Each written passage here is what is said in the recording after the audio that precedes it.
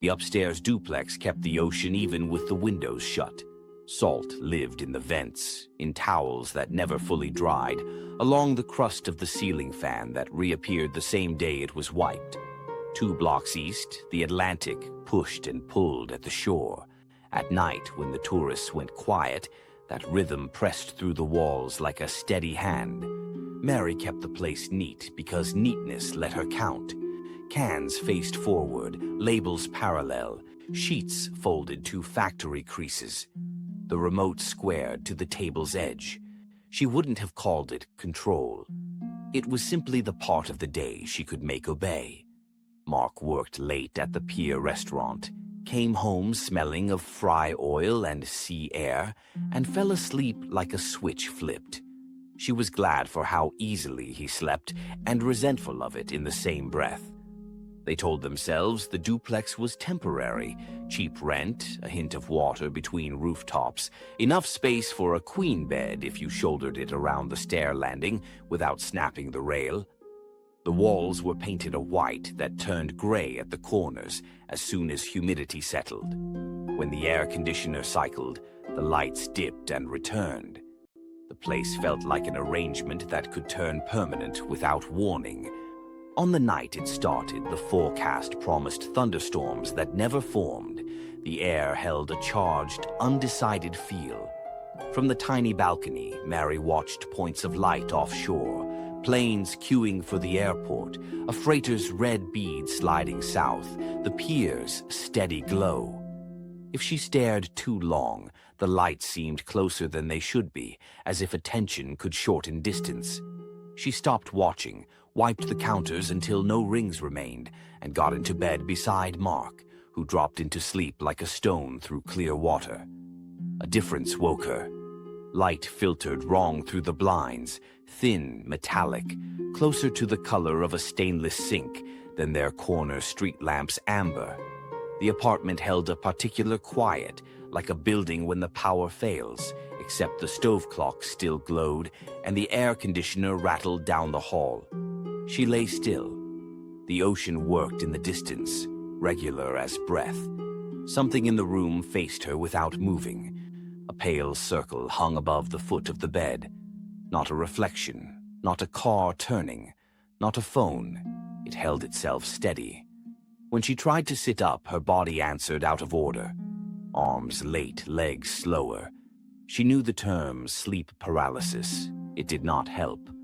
The mattress let go of her in segments, shoulders, ribs, hips, knees, as if a checklist were being run. She lifted a few inches. A controlled float performed without her. The fan turned. A screw head flashed and vanished each revolution. The pull chain hung motionless near her mouth, as if air had thinned. Her hair drifted toward the hub. Dust scented the room, and under it, the faint tang of hot metal. Through the slats, the ocean was black, and the lights beyond looked too near. When they moved, they left short streaks her eyes refused to call normal.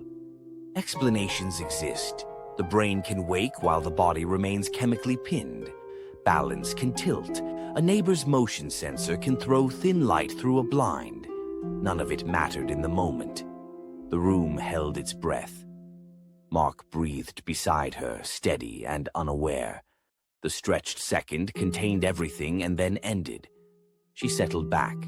The chain resumed its small tap. The refrigerator clicked.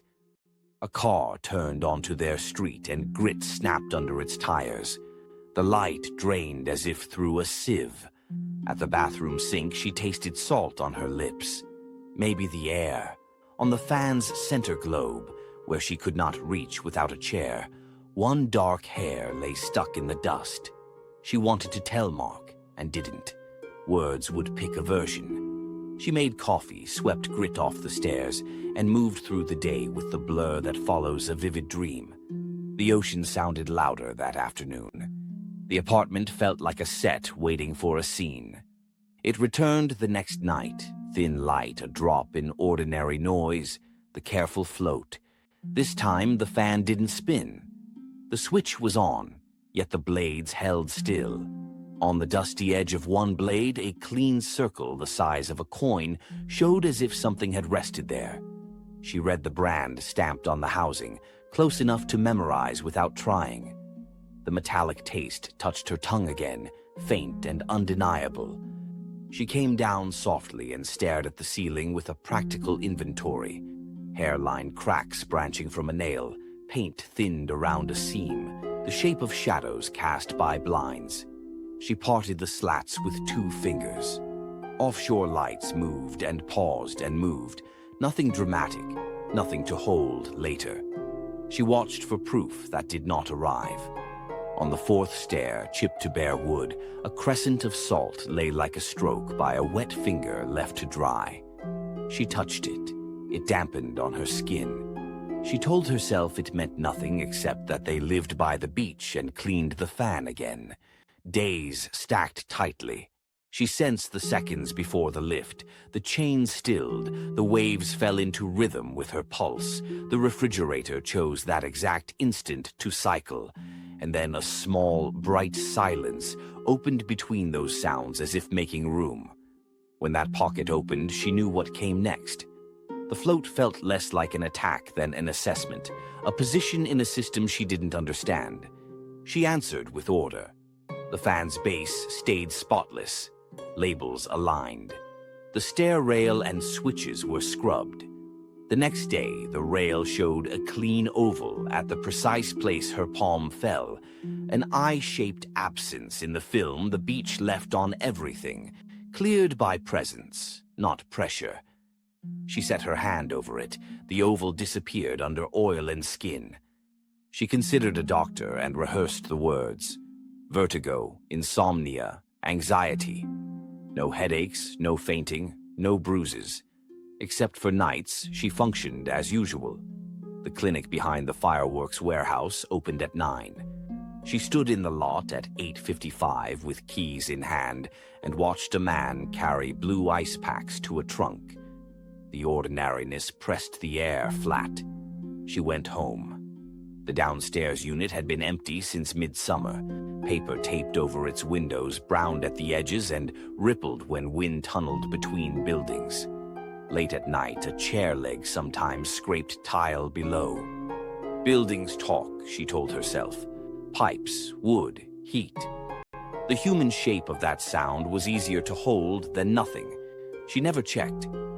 The 3rd lift found her upright in the hallway with towels in her arms. The apartment's small sounds dropped out together. The temperature shifted by a clear degree, and the towels slid to the runner. She rose 6 inches and touched her knuckles to the ceiling before she could stop herself. Wrong white paint flecked her skin.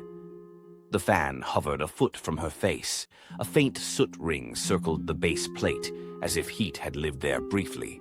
She lowered, heartbeat loud but steady, stacked the towels as if nothing had happened, and stood with a palm against the wall until the urge to name it passed.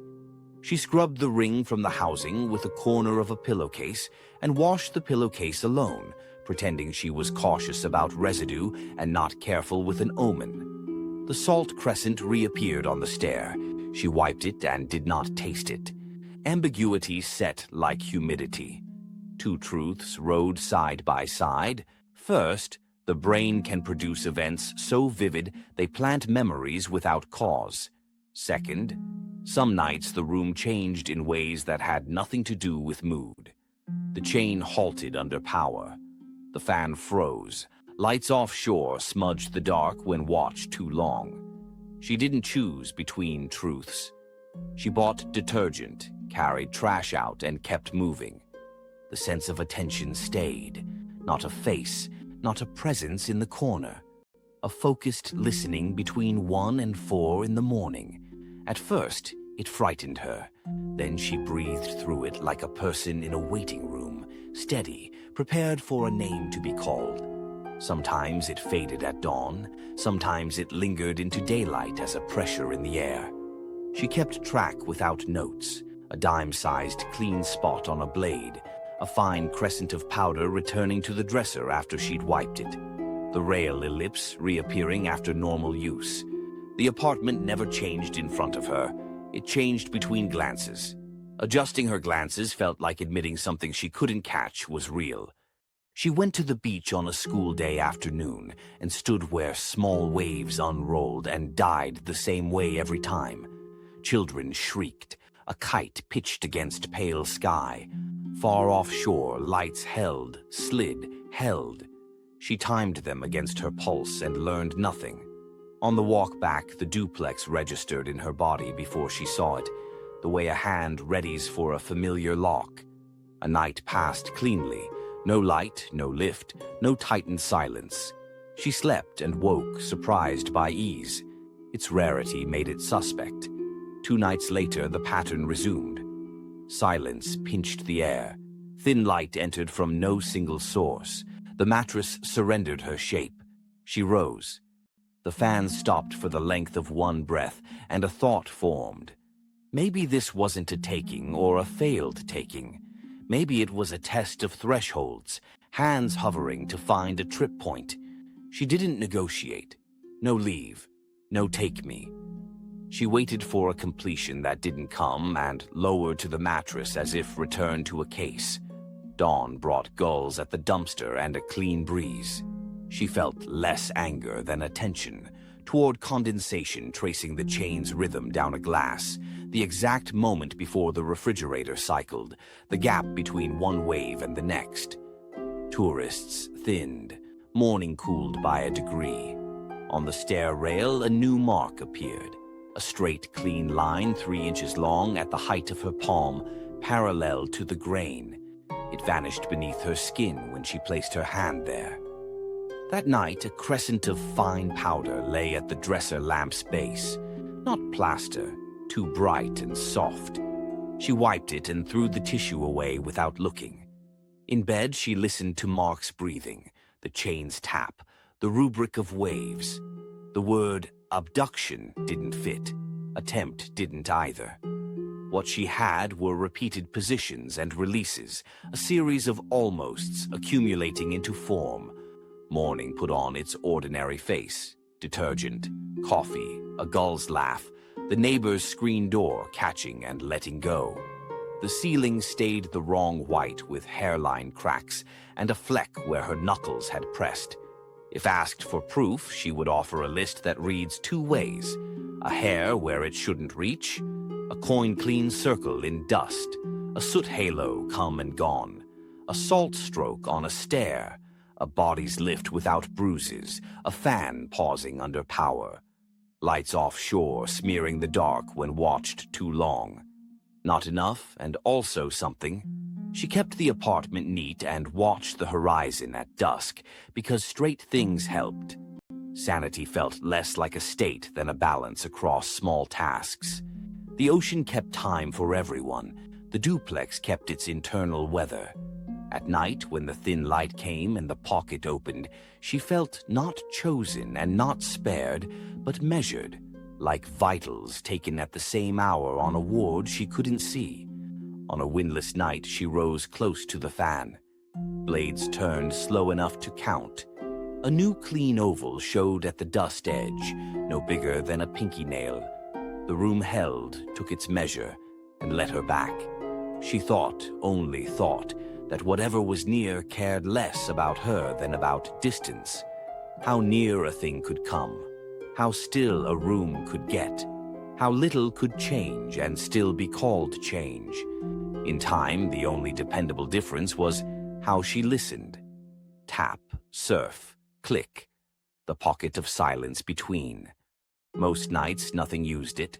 Some nights, it breathed around her shape like a test fit. All nights, she lay in a bed that remembered her and watched a ceiling gathering cracks in slow, boring ways. And it felt true that her life would remain a set of small facts that refused to decide how they added up. If pressed, she would say that something real might have reached for her across the short distance between ordinary and not, and might reach again, and that the most honest part of the truth was the might. Real could be a clean ellipse on a rail, a gap in dust, a measured lift and return, a silence too exact to ignore, salt forming a thin white crescent on the stair, as if the sea sent a pinpoint inland just for her,